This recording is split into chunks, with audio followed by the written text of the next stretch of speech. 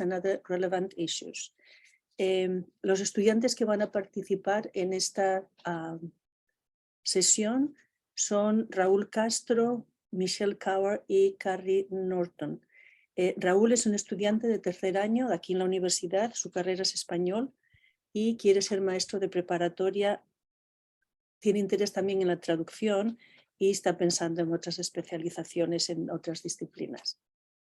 A continuación va a presentar Michelle Cower, que es una estudiante de cuarto año de español y de historia, con un double major. También está estudiando para recibir su certificado de traducción inglés y español y además de adquirir la credencial de enseñanza para la prepa, tiene pensado obtener un posgrado en español con una concentración en lingüística. Y por último, Carrie es una estudiante de español que quiere ser maestra de inglés y español. Toma clases de TESOL para lograr su meta de enseñar estudiantes en una escuela de doble inmersión. En el futuro, ella quiere tomar más clases de español, inglés y cursos de enseñanza. Todos ellos, los tres, son estudiantes excepcionalmente buenos. Y voy a darle paso al primero, a Raúl, que va a presentar a continuación.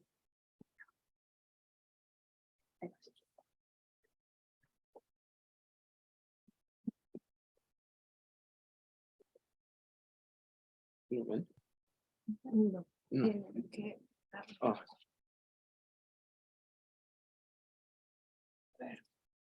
Tienes que darle a compartir. Share screen. No. Ahí. Clic. Busca tu presentación. Y ahora la tienes que dar en eso. Y eso. Ahí. Perfecto. Okay. Hola, buenos días a todos. Voy a presentar sobre la percepción del bilingüismo social en Orange County, con el condado de Orange. Vimos muchos diferentes percepciones sobre el bilingüismo y para organizar todo, incluir un índice, que es el bilingüismo para empezar, el síntesis, la metodología, datos, resultados y conclusión. Para empezar, ¿qué es el bilingüismo? Muchas personas tienen diferentes percepciones del bilingüismo, también como los expertos de esta especialización. Leonard Bloomfield dice que es un control similar al de un nativo de dos lenguas, y en contraste vemos que a una percepción más minimalista, el bilingüe es aquella persona que tiene un mínimo conocimiento en una de las cuatro habilidades de lenguaje, como comprenderlo, hablarlo, leerlo y escribirlo. Incluí mi versión para cuando podamos ver las comparaciones sobre las demás de los encuestados de estas percepciones, tengan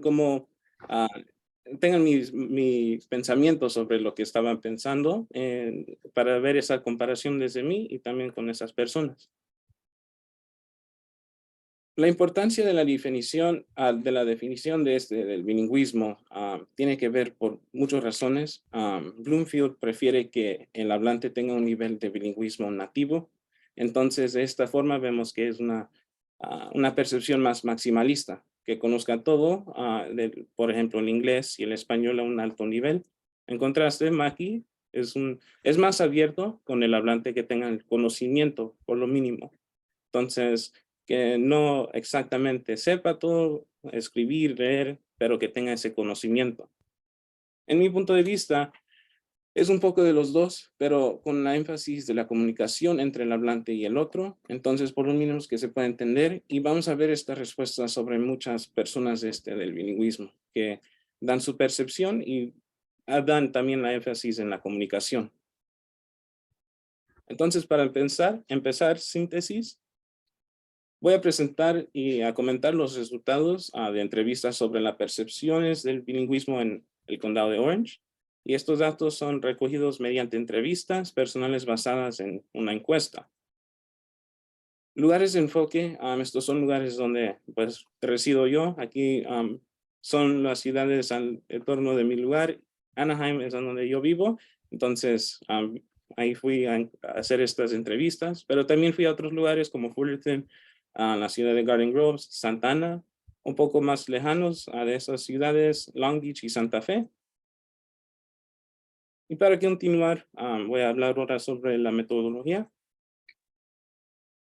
Muy, pues no es fácil, pero una forma de metodología simple de realizar una entrevista. La discusión fue en persona, individualmente, y para ver de nuevo estas percepciones de cómo ven el bilingüismo.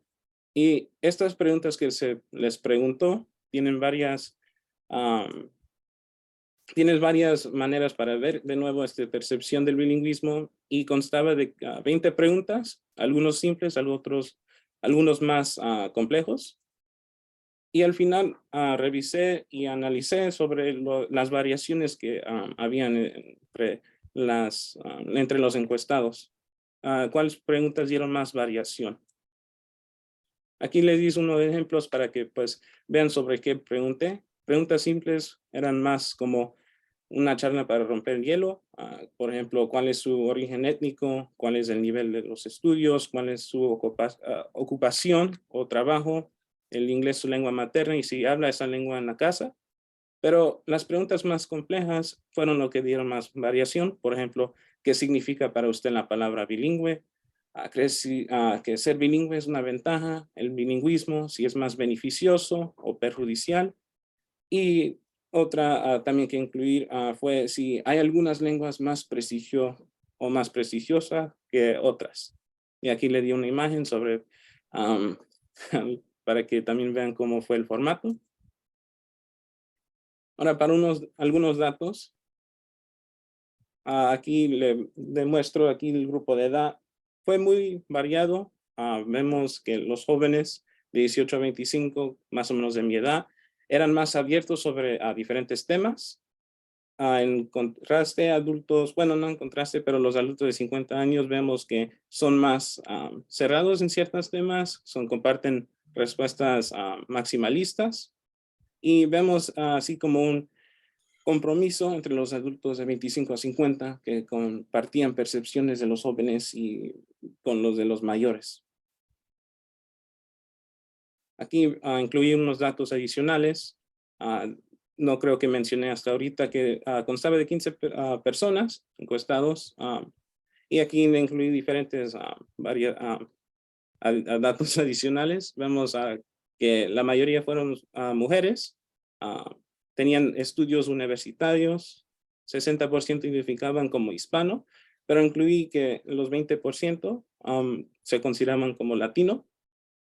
93 se identificaba como bilingüe, porque entre estas entrevistas, pues entrevisté a alguna persona que era monolingüe. Entonces, de nuevo, por eso no vemos el 100%. 73% consideraban el español como su lengua materna. Entonces, de los que se consideran bilingüe, también vemos que pues su lengua materna ellos lo consideran el español. Ahora, para los resultados de las encuestas, las preguntas de más complejidad vemos que dieron más variaciones. ¿Qué significa? De nuevo, esto es una pregunta de enfoque muy crucial que vemos las diferencias. ¿Qué significa para usted la palabra bilingüe?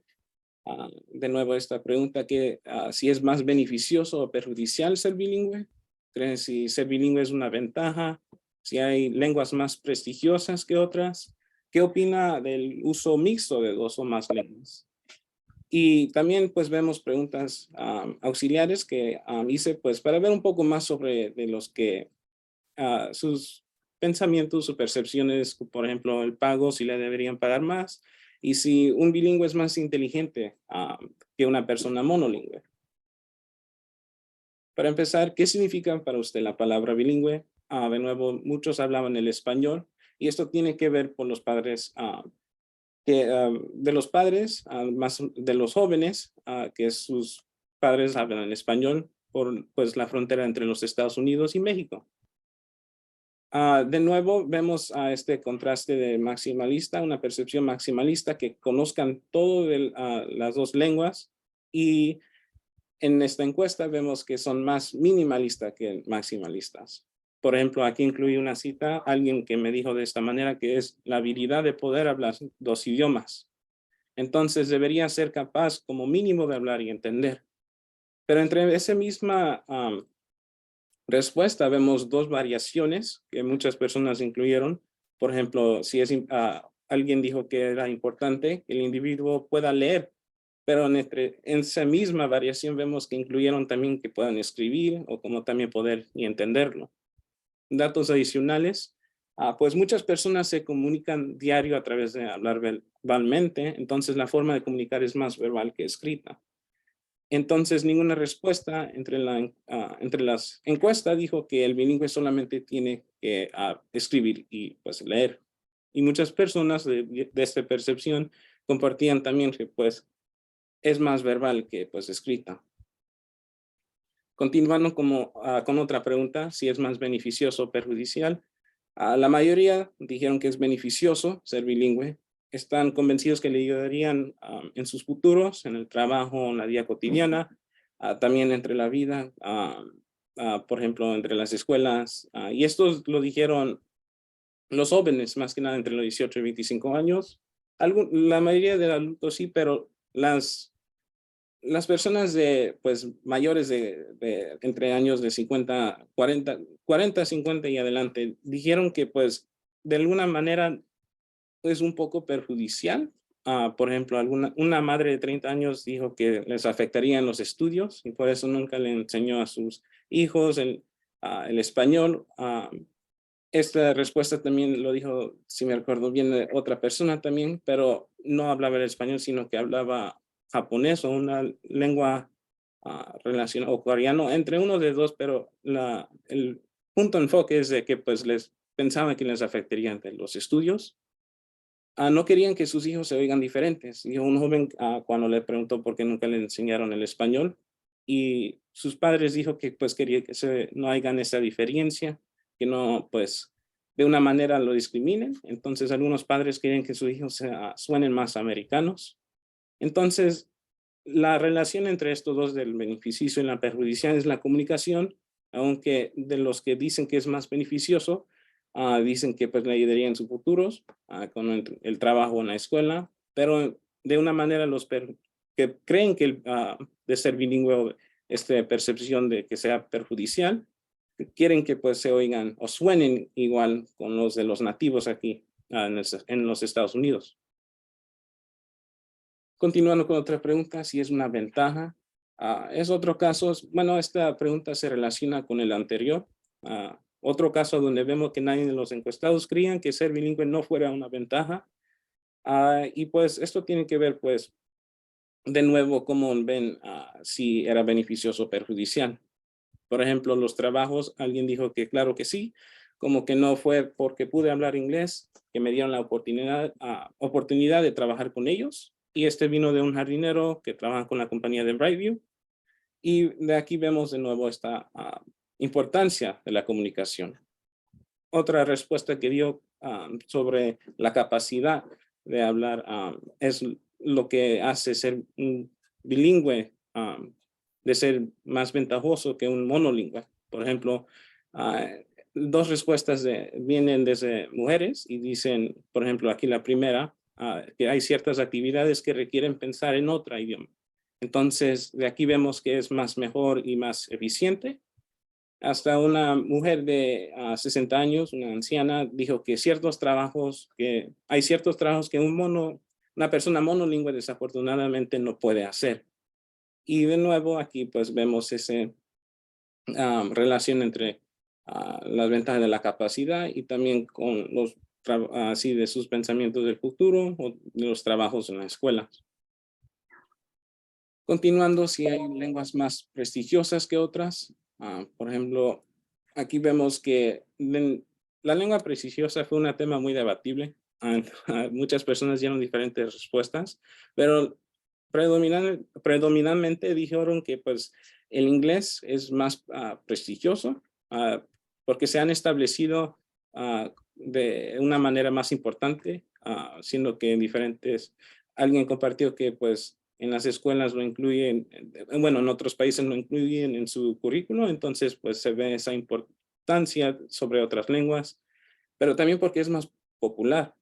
Sin embargo, no tenían necesariamente problemas que el inglés fuera una lengua de prestigio. Por ejemplo, dijeron que algunas lenguas son más valiosas de aprender porque son prestigiosas y tienen un alto grado de importancia. Y aquí incluye una explicación sobre por qué tienen esa manera de pensar. Podría deberse a la forma en que el inglés se ha establecido como lengua franca y a su importancia general para muchos países no anglófonos. Ahora, le voy a demostrar aquí una respuesta interesante. Viene de una mujer entre 40 y 50 años, en donde dijo que lo estamos confundiendo el prestigio con la palabra popular. Entonces, su respuesta es que no existe tal cosa como un idioma prestigioso y que simplemente estamos confundiendo la palabra prestigio con palabra popular. Porque de esta manera pensó que, pues, bueno, añadió que además que todas las lenguas son importantes y tan valiosas como los más populares y reconocidos. Quiere, pues, decirnos que, pues, idiomas, pues, más desconocidos, por ejemplo, como Quechua, más que por esa vemos que pues en esa manera lo considera importante porque hay gente que lo habla. Entonces, quiere pues aquí decir que todas las lenguas son importantes, valiosas pues como el inglés, que todos son importantes y ninguna es prestigioso que otro. Este también fue otro tema debatible. ¿Qué opina el uso mixto de dos o más lenguas? Vemos que el Spanglish, aquí en Estados Unidos el uso del inglés y el español mixto, pero es un poco contradictoria hacia la pregunta sobre lenguas de valor. Al Spanglish, muchos consideran que no era valiosa como otras lenguas.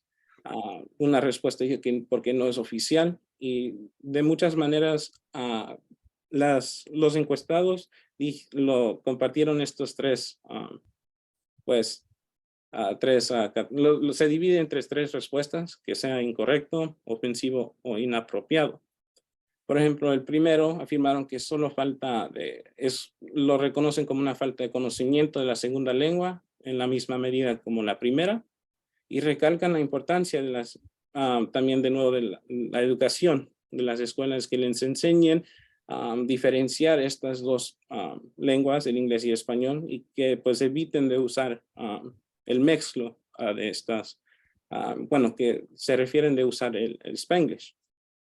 Algunos dijeron que, bueno, una persona monolingüe dijo que era ofensivo y esta respuesta dijo ella que pues evitaba personalmente el uso, que aunque hablaba el español, conoce algunas palabras, unas frases, no hablaba el español, pero si lo utilizara, las frases no sonara así, pues, como dijo Bloomfield, así nativo, entonces se refiere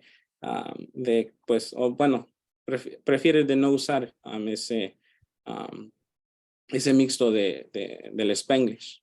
Y entonces dice que puede sonar como ofensivo si quizás hablas de un idioma que no estás tan familiarizado. Y por fin dijo que algunas respuestas también dijeron que es inapropiado, que los bilingües en sí, que se consideraron bilingüe, añadieron que el Spanglish no es necesariamente malo. Muchos jóvenes tienen esa percepción del bilingüismo, pero que se debería abstenerse de o utilizarlo a un nivel profesional. Entonces fue muy interesante ver estas respuestas. Y para concluir, vemos hice preguntas auxiliares para de nuevo ver un poco más sobre la percepción del bilingüismo. Para algunos encuestados eran simples, pero otras tenían problemas de responder. Tuvieron que pensarle un poco para dar una respuesta.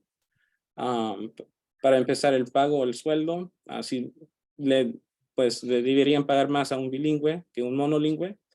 La mayoría dijeron que sí, sin embargo, dependiendo la afiliación, el profesión o el trabajo de la persona. Entonces, no, cualquier trabajo dijeron que pues merece ese subido de sueldo. Por ejemplo, doctores. Una respuesta dijo que los doctores deberían ser más pagados, los abogados o gente oficial, como por ejemplo. Pero algunos estaban de desacuerdo, pero la mayoría superan ampliamente la oposición. Y cuando se les preguntó sobre la inteligencia, todos, por la mayoría, dijeron que de una manera sí requieren la inteligencia, pero están de desacuerdo que una persona bilingüe sea más inteligente que alguien pues monolingüe. Entonces, es otro tipo de inteligencia. Una respuesta dijo que es como un talento, una habilidad. Entonces, es otro, de nuevo, otro tipo de inteligencia, pero no en sí requiere que, bueno, no es más inteligente que una persona monolingüe. Eso es lo que concluyeron.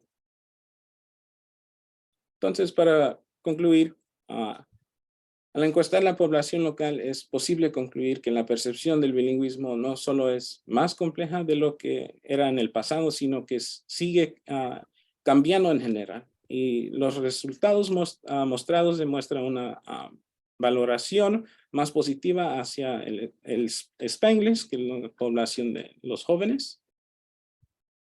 Entonces, de nuevo, vemos los resultados aquí que compartí, parecen retratar una imagen precisa del bilingüismo. Y en resumen, aquí, pues, lo que categoricé todo la respuesta entre una forma muy simple, aquí en el condado de Orange, para concluir y terminar, el bilingüismo es minimalista, más beneficioso, una ventaja prestigiosa, valiosa y aceptable. De nuevo, muchas gracias. Y ahora se lo paso a mi compañera. Aquí sigue.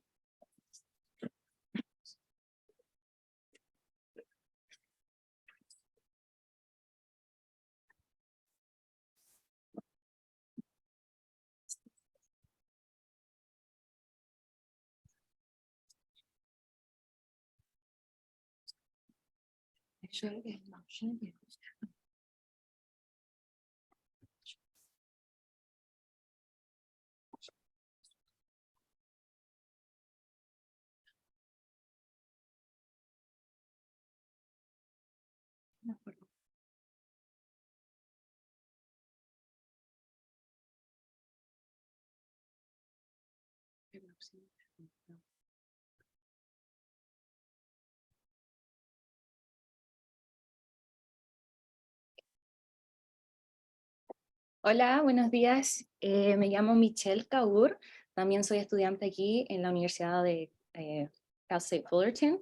Y voy a presentar un trabajo que se llevó a cabo para una clase de español aquí, que trata el bilingüismo y el contacto de lenguas del español y el inglés. Entonces, voy a hablar sobre un análisis de las posibles dificultades y o problemas en la traducción entre el inglés y el español. Voy a comenzar con una breve introducción al estudio, la metodología, los datos observados y análisis, y luego las conclusiones. Bueno, comenzamos. ¿Cuál es el propósito de la investigación? A través de esta investigación se explorará la traducción entre el inglés y el español y las posibles dificultades y problemas que pueden surgir independientemente de si la traducción es del inglés al español o del español al inglés. Y después de eso, proporcionar un análisis de las variantes y dificultades que se observaron, al igual que comentar... Ups, se cerró. No, sí. No, parece que estamos bien. Disculpen. Problemas técnicos. Sí. Stop sharing. Ahí estamos. Ok. Perdón, disculpen.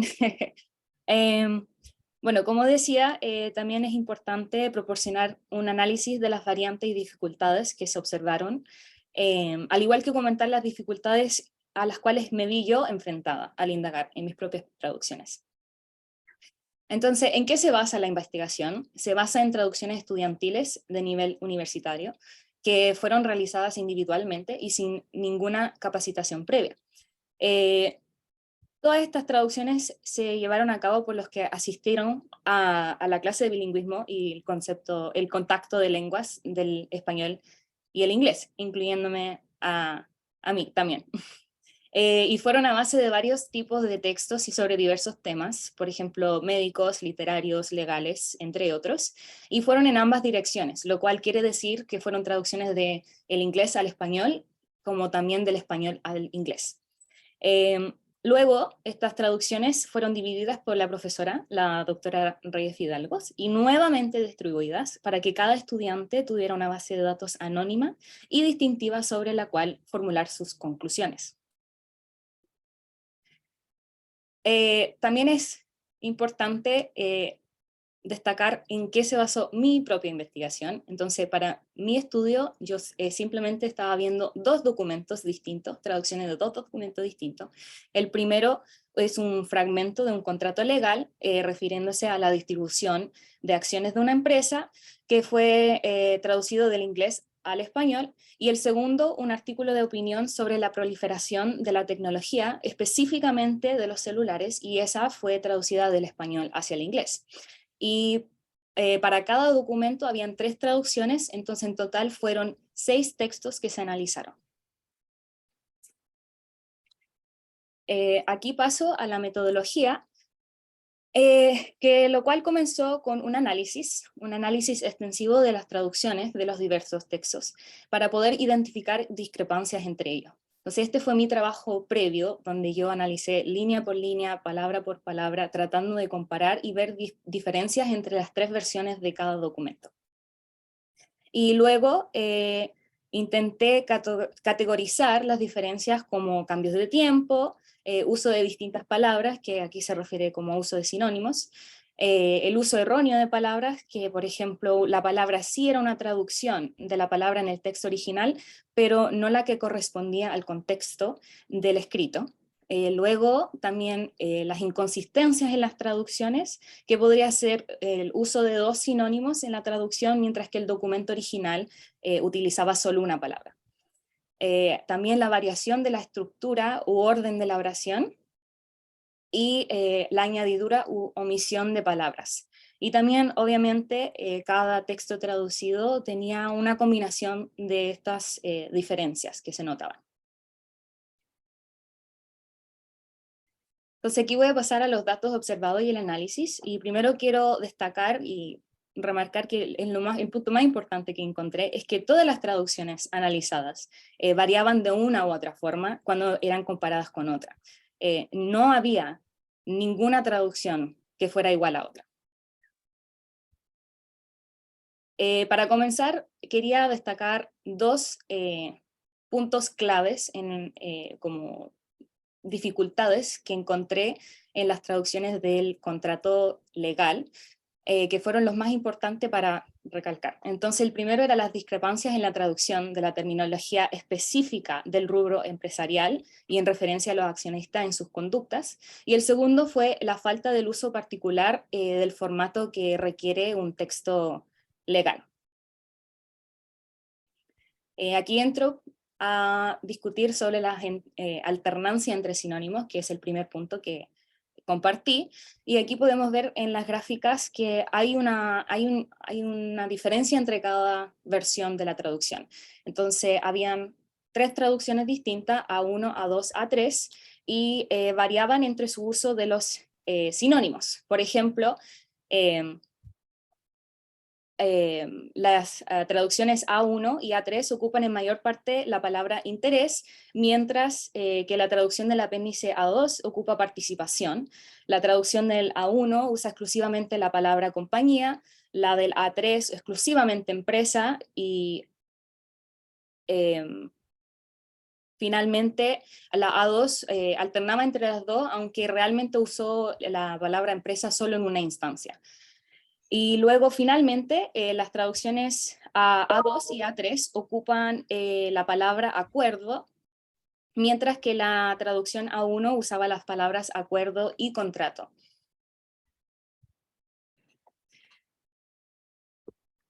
Luego pasé a analizar la falta de mayúscula específicamente, porque el formato del texto legal en el inglés es muy importante y tiene un uso muy particular de las mayúsculas, los sangrados, las divisiones de párrafos, el tipo de letra y otros entre otras cosas, porque sirven para señalar la importancia relativa de las distintas partes de la que se trata el documento. Entonces, yo encontré que había una falta de mayúsculas en por lo menos uno de los términos de relevancia, que serían interés o participación, miembro, compañía o empresa, y contrato o acuerdo. Y aquí podemos ver que en la traducción A1, el traductor usa por mayor parte la mayúscula cuando corresponde, pero igual hay unas instancias donde no. Igual como en la A2, aunque es mucho menos el uso de las minúsculas, y en el A3 es completamente inverso, donde casi no usa la mayúscula y solo usa la minúscula. ¿Y por qué es significativo estas dos diferencias? Bueno, el propósito del lenguaje jurídico es evitar la ambigüedad, pero es difícil en la práctica. De hecho, se encuentra que muy pocas veces es claro y conciso, porque está plagado de términos polisémicos, sinonímicos y falsos amigos. Estas peculiaridades lingüísticas de las lenguas de especialidades se señalan como las culpables de las dificultades de comprensión. Entonces, al fin y al cabo, el lenguaje jurídico se ve como una de las mayores dificultades, producto de sus tendencias sintácticas y estilísticas muy idiosincrásicas.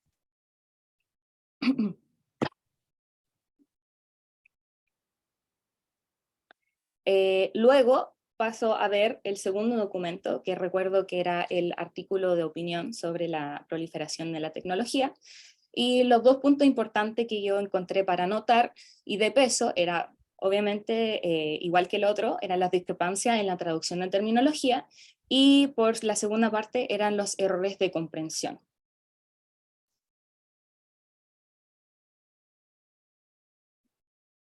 Disculpe.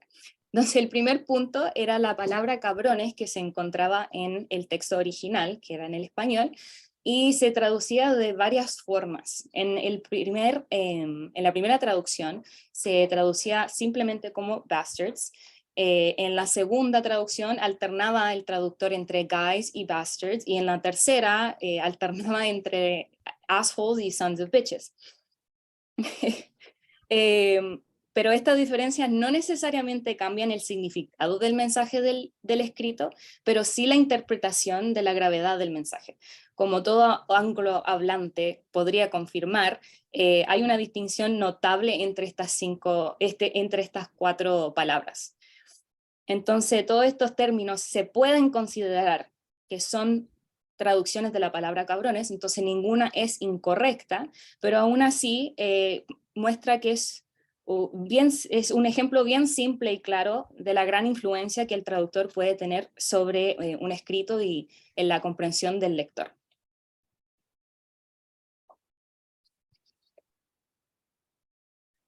También quería hablar sobre los cambios hacia la comprensión que encontré en estas traducciones, y uso un ejemplo aquí, que en el texto original el autor dice: esos que se resignan o complacen jugándose el subir o no subir a un avión a que les funcione el aparatito. Hay dos traducciones, la traducción A4 y A6 lo traduce como those who resign themselves or take pleasure in risking getting on or not getting on a plane for the gadget to work for them. Y aquí el cambio que es de notar es el for the gadget to work for them, lo cual implica que el funcionamiento del celular depende del subir o no subir al avión, la causalidad opuesta a la que comunica el autor del artículo. Y finalmente, en la traducción A5, el traductor hace otro cambio y lo traduce como those who are resigned or pleased by risking their lives while getting on a plane or not, betting on the fact that the airplane works. Y esta interpretación cambia el significado de una forma drástica e incorrecta al fin del cabo. No es solo una tendencia sintáctico-estilística personal del traductor, sino que cambió el significado de la oración al a lo mejor malinterpretar a qué se refería el autor original con aparatito, que era el celular, el móvil, que no funcionara el móvil para mostrar los boletos de avión, y aquí él lo interpreta como que no funcione el avión en sí.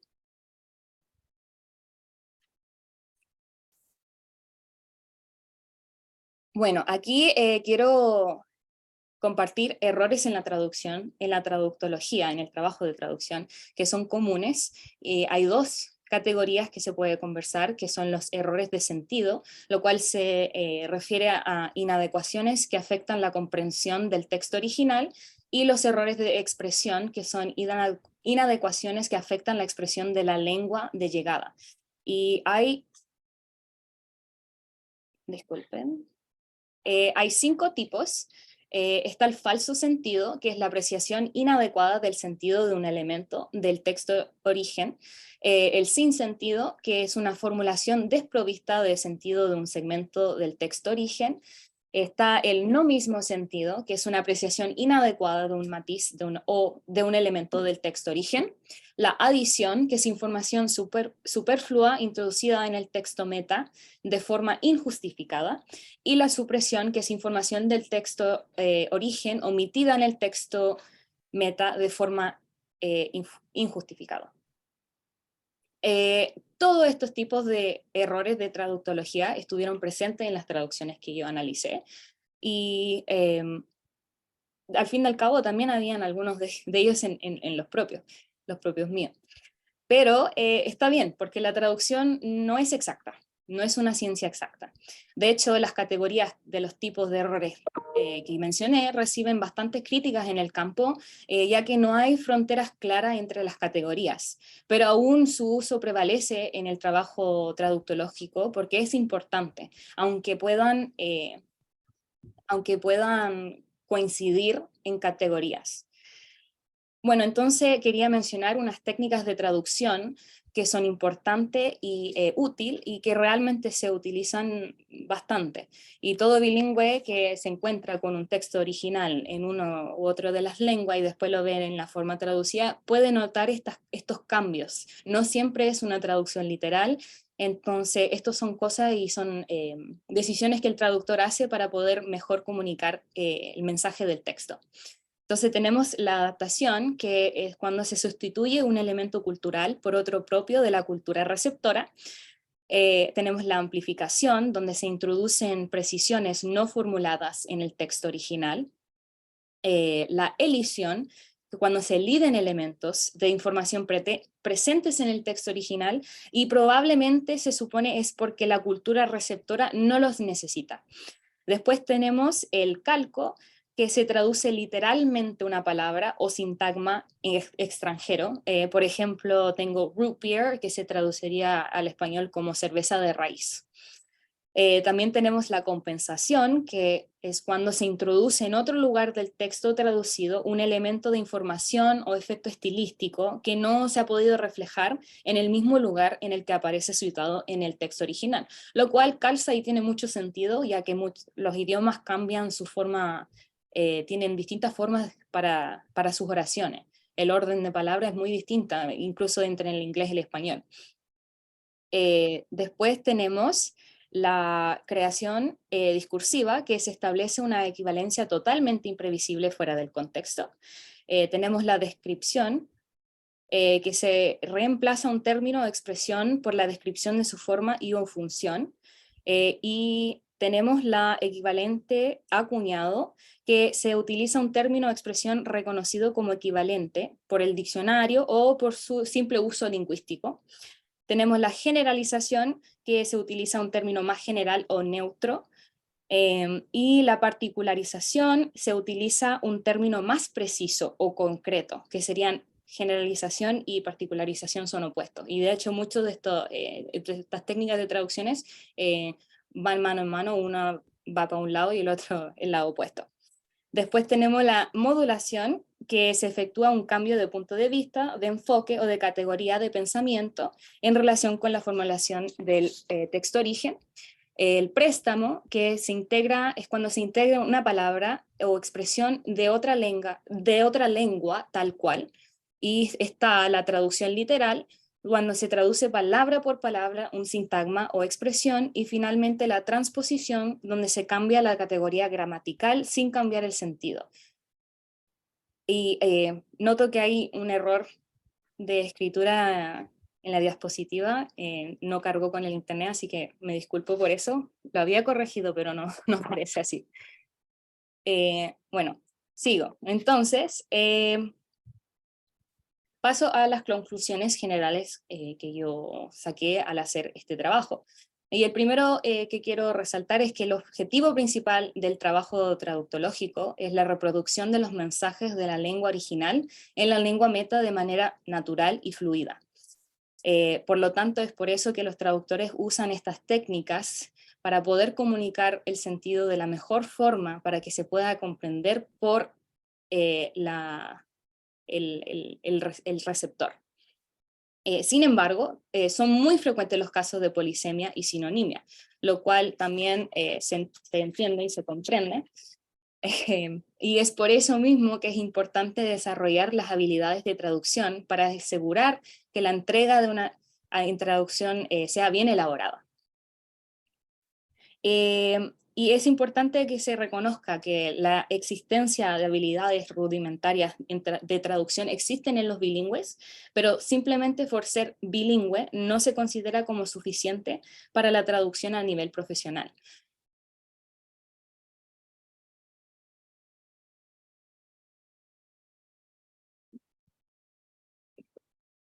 Entonces, a través de este proyecto, bueno, yo aprendí muchísimo sobre la traducción y aumentó mucho mi curiosidad de la traducción como tema.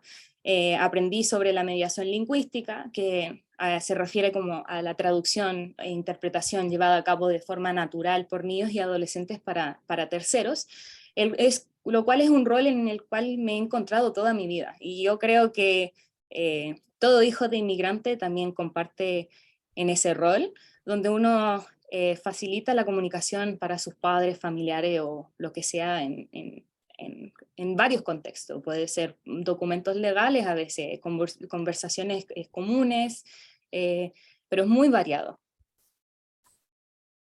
Y por eso, bueno, yo a través de mi trabajo y por donde vivo, yo también vengo de un país sudamericano que no se encuentra mi acento acá, ni mi dialecto muy frecuentemente, pero igual estoy rodeada de hispanohablantes.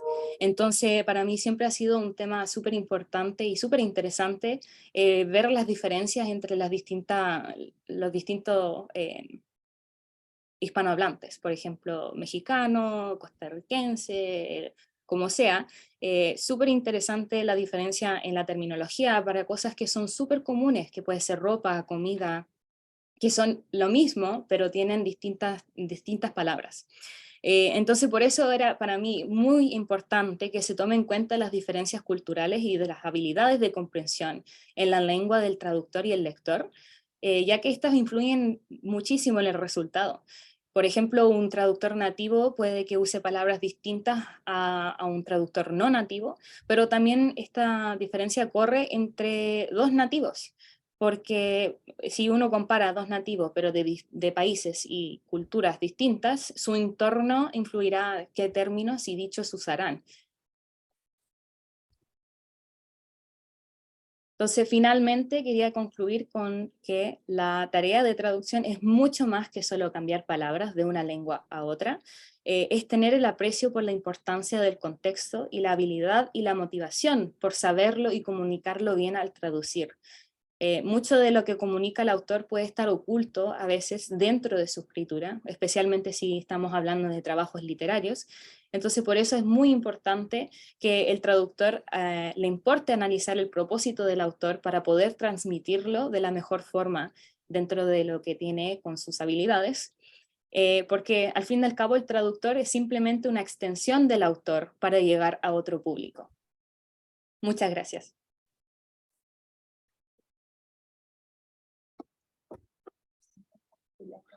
Sí, ahora le doy el tiempo a mi compañera Carrie para que ella también presente su trabajo. Gracias. Okay. Un momento, necesito compartir mi pantalla donde... Okay.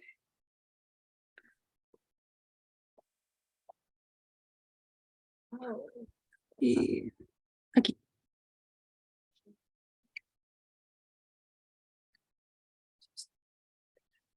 Hola a todos, me llamo Carrie Norton y voy a presentar sobre las estatuas de la historia de los Estados Unidos. Quiero comenzar con una explicación corta de las perspectivas que voy a hablar sobre. Hay dos lados, el de republicano y del demócrata. Quiero respetar los dos lados porque los dos merecen respeto y quiero tener una perspectiva neutra. Pero voy a comenzar con dos estatuas, una de Robert E. Lee, que está aquí, y Stonewall Jackson, que está aquí. Las actitudes contra y favor de las estatuas son importantes porque pueden iluminar opiniones generales de la sociedad. La mayoría del tiempo los republicanos quieren guardar las estatuas. Puede ser porque valoran la historia o también la mensaje de la estatua. Mientras que los demócratas quieren quitarlas porque no representan las opiniones actuales y pueden hacer daño a las minorías. Los republicanos quieren recordar la historia, pero según el otro lado, las estatuas representan resistencia contra la liberación de los esclavos, en este caso con las estatuas de Robert E. Lee y Stonewall Jackson. Esto es porque las estatuas de Jackson y Lee eran productos de la época de Jim Crow. Por eso hubo grafite contra las estatuas, especialmente después de la muerte de George Floyd. La muerte de George Floyd fue como un catalizador por la graffiti antedicho.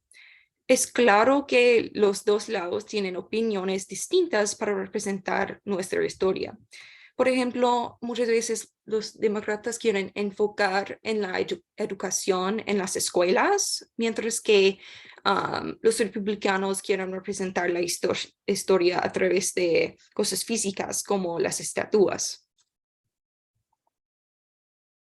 Y ahora yo voy a hablar sobre estatuas que están en Albuquerque.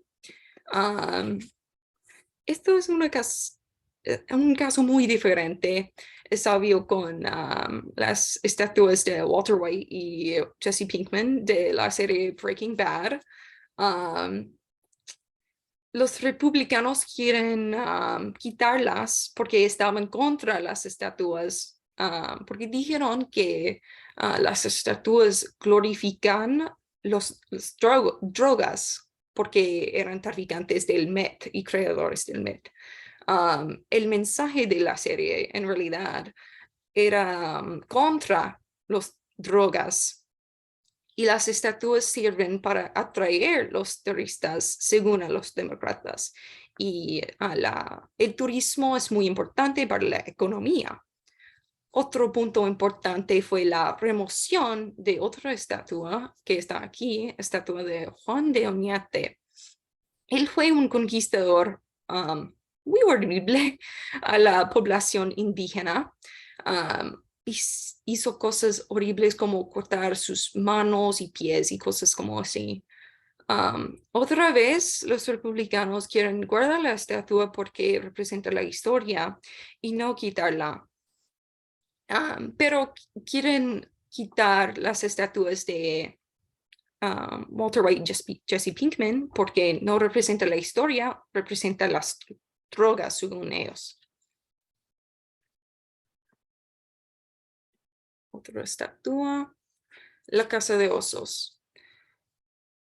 Es una estatua que representa a los indígenas, pero no es muy, no es muy muy beneficio a los indígenas porque, según mucha gente, los indígenas no se parecen como indígenas. El escultor se llama Douglas Tilden, crea la estatua de indígenas, pero sus rostros parecen más como gente blanco. Esto es porque él estudiaba en Francia,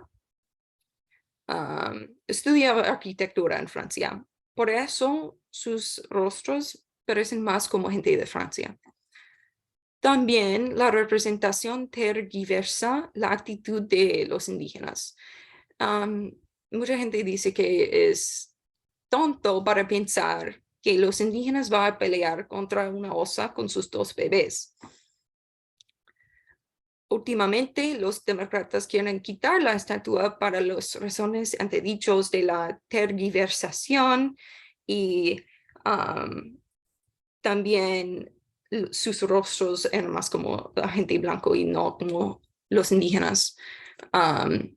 Y los republicanos quieren mantenerla porque glorifica el indígena. Es muy importante recordar el tiempo de construcción era como 40 cerca 42 años después de el Camino de Lágrimas, un evento muy gráfico horrible para los indígenas. Entonces, esta estatua fue como una manera de ignorar los problemas del tiempo de los indígenas. Pero también algunas que están en favor son algunos estudiantes porque esta estatua está en una escuela para los sordos en Fremont, California. Entonces dicen que el mensaje de la fortaleza de los indígenas pueden ser una inspiración para los sordos y su batalla de su condición. Y ahora tengo 2 estatuas en Chapman de Ronald Reagan y Margaret Thatcher en la Universidad de Chapman. Los estudiantes quieren quitar las estatuas porque estos dos políticos tuvieron algunos problemas con los miembros de la comunidad LGBTQ. La representación contra las minorías es algo muy importante para ellos, especialmente en una universidad. Entonces, las universidades deben tener un ambiente seguro y tolerante para cada estudiante, para cada grupo. Es claro que la cultura contribuye a las actitudes contra y favor de las estatuas. Yo quiero elaborar sobre los problemas de los políticos con la comunidad LGBTQ. La presidencia del expresidente Ronald Reagan tuvo problemas con las minorías homosexuales debido a la epidemia SIDA. Miles de personas fallecieron como resultado de la epidemia. Por supuesto, los estudiantes no se sienten cómodos con la presencia de 2 estatuas de gente que representan una historia oscura para su identidad.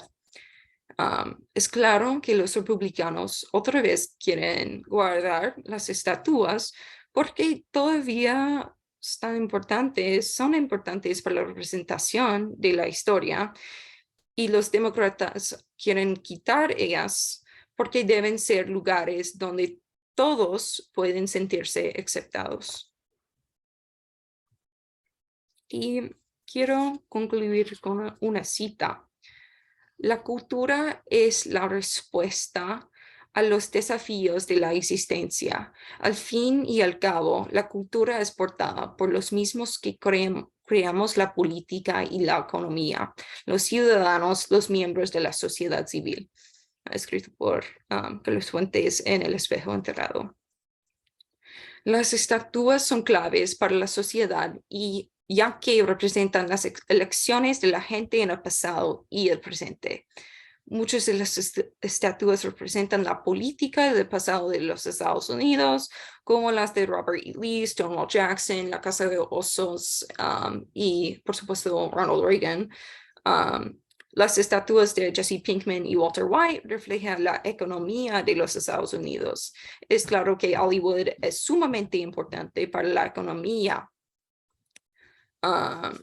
Y más, es nuestra responsabilidad como una sociedad, una población de estudiantes y profesores para escoger cuáles estatuas deben representar nuestro presente y nuestro pasado. Es importante, por supuesto, para recordar la historia, pero podemos hacer maneras diferentes, no solo a través de estatuas, pero sino también con la educación. Y gracias por escuchar mi presentación. Ahora vamos a tener una breve sesión de vente, con los estudiantes. Os voy a preguntar a los tres y voy a hacer el espacio a Michelle aquí también, ya que se ve acá. ¿Cómo valoráis este trabajo que habéis hecho de investigación? O sea, ¿cómo ha contribuido a vuestra preparación académica, a vuestro desarrollo intelectual, al nivel de conocimiento sobre temas de vuestro interés? Y empezamos al revés por Carrie. Pues pienso que las actividades de investigar fue muy importante para el desarrollo académico de mí, porque es una herramienta importante para tener la habilidad de investigar y hacer cosas como necesito encontrar esta estatua, pero necesito una fuente que yo puedo tener confidencia en. Ok, muy bien. ¿Y qué supone para ti el haber participado en esta conferencia? Pues pienso que es muy interesante para participar. Cada persona tiene su perspectiva muy crucial, como el bilingüismo y también la traducción. Para mí fue una experiencia muy interesante y crucial a mi desarrollo, porque yo siento que no estoy lista para eso, pero es claro que yo puedo hacerlo si trabajo mucho. Lo has hecho muy bien, ¿verdad? Claro que puedes hacerlo. Ok, y ahora Michelle, la primera pregunta, ¿cómo ha ayudado esta, o sí ha ayudado en alguna manera, esta investigación en tu desarrollo profesional, en tu desarrollo intelectual? Bueno, muchísimo diría yo. Creo que la traducción era como un pequeño interés que yo tenía, que estaba como ahí atrás en la mente, como muy, como en el olvido, por decirlo así. Y más que nada era algo que yo inconscientemente hacía día a día por lo que había mencionado, por familia, por contextos, o simplemente porque mi dialecto es bastante distinto. Normalmente aquí no uso tanta la terminología que usaría con mi familia chilena, Ajá. por eso mismo, porque mucha gente a veces no entiende el vocabulario. Hemos tenido una instancia tú y yo en clase, ¿verdad? Sí, sí, entonces como nací acá y crecí acá, yo desde chica empecé como a hacer ese trabajo de code switching, entonces siempre mi habla chileno era como, se apaciguaba, se guardaba, se dejaba ahí hasta que tenía un momento en donde lo podía soltar. Entonces, hacer este trabajo me dejó analizar estas mismas cosas que yo hacía inconscientemente y que yo notaba, pero de una forma académica, de una forma, esto es realmente, es algo que pasa, no es solo yo, no es que yo solamente me lo imagine o que es algo que yo solamente noté. Entonces fue demasiado interesante. De hecho, a menudo que estaba haciendo el trabajo escrito, quedaba como, quisiera hablar más. Quedé con ese sentir de quiero hablar más de esto. Y ahí quedé. Entonces, yo creo que fue súper importante el trabajo personalmente. Y también, bueno, el traerlo a la conferencia fue otra faceta de ese mismo trabajo que fue súper beneficioso igual, porque hacer un escrito sola en la casa y luego entregarlo así para que solo la profesora lo vea es muy distinto que tener que sentarse, presentar en una forma coherente, rápida, digo, en el sentido de que con formato, y que obviamente el que esté viendo, que no tiene el contexto de la clase o de la profesora que nos asignó la tarea, entienda lo que uno está comunicando. Ajá, muy bien. Y ahora te toca a ti. ¿Qué supuso para tu desarrollo, para tu vida académica, para tu forma de pensar? Pues para mí fue, así como dio mi compañeras, viene siendo una combinación. ah, bueno, era más que, bueno, para empezar, de hacer esta investigación sobre la percepción, vi diferentes maneras de cómo la gente ven ciertas percepciones del bilingüismo.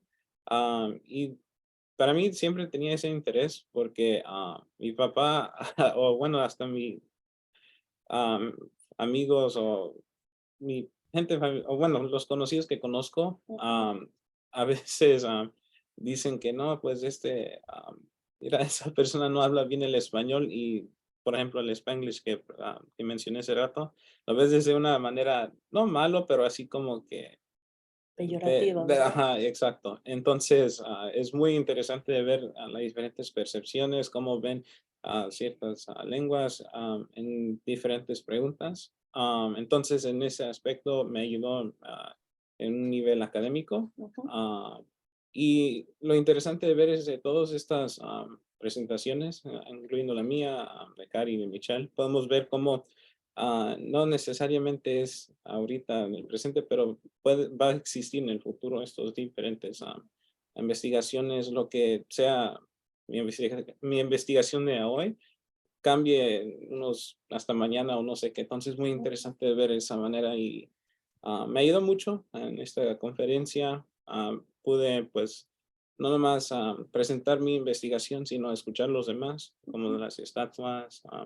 Y es más de las estatuas, eso fue muy interesante de ver, porque de nuevo esas percepciones de hasta de traducir ciertas oraciones, para mí se me hizo muy interesante. Entonces, pude explorar más esos diferentes rasgos de la academia.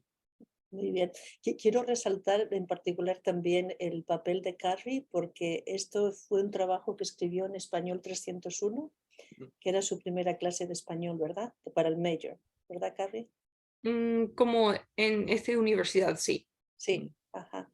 Y destacar la participación de vosotros dos. Fueron trabajos excepcionales en las clases que me llamaron la atención por el interés y la profundidad. Y que me alegro un montón de que haya trabajado bien para todos. Gracias. Gracias. Y aquí nos despedimos. Gracias, Carrie. Gracias a todos y ya nos vemos por la universidad. Gracias.